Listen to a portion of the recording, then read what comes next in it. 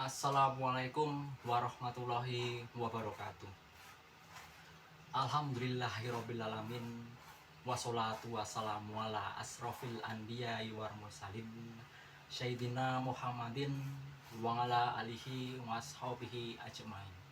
Rabbis shrahli sadri wa yassirli amri wahlul 'uqdatam min lisani yafqahu qawli. Amma ba'du. Yang terhormat Bapak Kepala Sekolah SMA Negeri 1 Jetis, Bapak Sumarno SPD MPD. Yang saya hormati Ibu Guru Pembimbing Bahasa Indonesia, Ibu Sugiyanti SPD MPD, serta teman-teman yang berbahagia. Pertama dan utama, marilah kita ucapkan puji syukur kehadirat Allah Subhanahu wa Ta'ala atas segala limpahan rahmat dan hidayahnya, sehingga kita dapat berkumpul di tempat ini dengan keadaan sehat walafiat tanpa kurang suatu apapun. Tak lupa sholawat serta salam senantiasa kita ucapkan kepada junjungan kita Nabi Agung Muhammad Sallallahu Alaihi Wasallam. Mudah-mudahan kita mendapatkan syafaatnya pula di yaumul akhir nanti. Amin. Hadirin yang berbahagia, berdirinya saya di sini, saya akan menyampaikan pidato mengenai pemilu 2024. Pada momen yang bersejarah ini, kita berkumpul dalam semangat demokrasi untuk membahas pemilihan umum 2024. Pemilihan 2024 ini akan membentuk arah masa depan negara kita. Sebagai warga negara kita, memiliki hak suara, tanggung jawab kita tidak hanya terletak pada penyaluran hak, tetapi kita juga pada pemahaman atas keputusan yang kita pilih. Pada tanggal 14 Februari 2024 kemarin, kita juga menyalurkan hak suara kita di TPS. Pemilu bukan hanya tentang memilih pemimpin, tetapi juga tentang memilih arah pembangunan dan nilai-nilai yang dianut sebagai bangsa. Kita bersama-sama memikirkan tentang nilai-nilai dasar seperti keadilan, kebersamaan, dan integritas yang akan menjadi pondasi kuat bagi kemajuan bangsa. Dalam pemilu 2024, mari kita tingkatkan literasi politik kita agar membuat keputusan yang cerdas dan bermakna. Kita perlu memahami visi dan misi calon serta menyelidiki rekam jejak mereka. Transparansi dan akuntabilitas harus menjadi kriteria utama dalam menentukan pemimpin.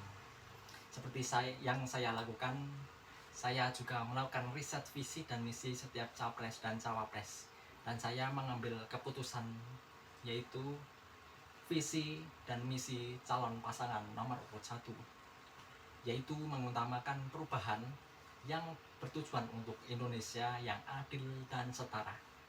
Serta saya tertarik terhadap misi beliau seperti BBM gratis dan pemerataan pembangunan kota di Indonesia. Berikutnya yaitu visi dan misi pasangan calon urut 2, yaitu mengutamakan keberlanjutan pembangunan pada Indonesia, serta misi yang cukup menarik bagi saya seperti makan siang bagi anak sekolah dan ibu hamil. Dan yang terakhir yaitu visi dan misi pasangan nomor urut 3, yaitu mengutamakan pembangunan Indonesia dan misi yang cukup menarik seperti internet gratis dan satu keluarga miskin satu sarjana. Melakukan riset sangat penting agar kita dapat menentukan pilihan yang bijaksana.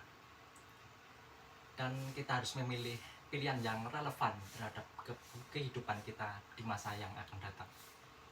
Partisipasi dalam demokrasi bukan hanya tentang hak memilih, tetapi kita juga berkewajiban sebagai warga negara. Kita harus tetap menjaga pemilihan kondusif. Dan perbedaan pendapat merupakan hal yang wajar, tetapi kita tetap harus bersatu sebagai satu bangsa untuk mengatasi perbedaan demi kebaikan bersama. Berjalannya pemilu yang jujur dan adil yang dipercayai oleh rakyat, kesiapan petugas-petugas pemilu seperti Bawaslu, KPPS, saksi, aparat keamanan, dan sebagainya harus berjalan dengan baik sampai dengan akhir. Masyarakat juga harus mengerti bagaimana sistematis mencoblos di TPS, karena sekarang banyak anak muda yang merupakan pengalaman pertamanya mereka dalam mencoblos. Dalam pemilihan kali ini adalah pengalaman pertama saya juga dalam mencoblos. Mekanismenya dimulai dari pemberian surat undangan mencoblos oleh panitia. Lalu pada tanggal 14 Februari 2024, saya mendatangi TPS yang tidak jauh dari rumah saya. Setelah mendatangi TPS, pertama yang saya lakukan yaitu melakukan registrasi. Kemudian saya menunggu giliran untuk dipanggil oleh panitia. Jika kita telah dipanggil, kita akan diberikan 5 kertas suara yang terdiri dari kertas suara presiden dan wakil presiden, yang kedua DPD RI, DPR RI, DPRD provinsi, dan DPRD kabupaten atau kota. Setelah saya mendapatkan kertas suara, lalu saya menuju ke bilik suara untuk melakukan pencoblosan. Namun saat hendak memilih, saya agak dikagetkan karena kertas suara yang cukup besar sehingga saya kesusahan dalam melipatnya. Setelah selesai memilih, saya menuju ke kotak suara dan memasukkan kertas sesuai dengan kategorinya. Kemudian yang terakhir yaitu mencelupkan jari kelingking ke dalam tinta sebagai bukti bahwa kita telah sah melakukan pencoblosan, dan kita terus memantau hasilnya sendiri quick count di internet. Media massa juga memainkan peran yang penting dalam memberikan informasi objektif terhadap masyarakat terkait quick count. Kita juga harus cermat dalam menerima segala informasi. Pastikan kebenarannya agar kita terhindar dari hoax. Dalam pemilihan ini, mari kita juga berkomitmen untuk mewujudkan sistem pemerintahan yang bersifat responsif terhadap kebutuhan masyarakat. Suara kita adalah instrumen perubahan, dan kita harus memastikan bahwa kebijakan yang dihasilkan mencerminkan aspirasi yang dibutuhkan oleh rakyat.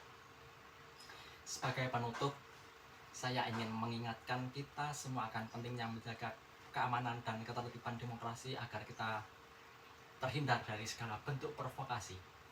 Dan bersama-sama marilah kita menjaga kedamaian, karena hanya dengan situasi yang kondusif kita dapat mencapai pemilihan yang adil dan demokratif. Siapapun nantinya presiden dan wakil presiden yang terpilih, semoga dapat menjalankan amanahnya dan menepati kewajibannya yang semestinya. Berbeda pilihan itu pasti, tetapi kita tetap harus memprioritaskan demi persatuan dan kesatuan bangsa. Kita pasti bisa membuat Indonesia menjadi negara yang maju. Terima kasih kepada seluruh hadirin yang telah hadir dalam momen bersejarah ini. Mari kita bersama-sama menjadikan pemilu 2024 sebagai tonggak kebangkitan bagi kemajuan dan kejayaan negara kita. Demikian pidato yang dapat saya sampaikan. Mohon maaf apabila terdapat tutur kata atau perbuatan saya yang kurang berkenan di hati para hadirin. Akhir kata, saya ucapkan terima kasih. Wassalamualaikum warahmatullahi wabarakatuh.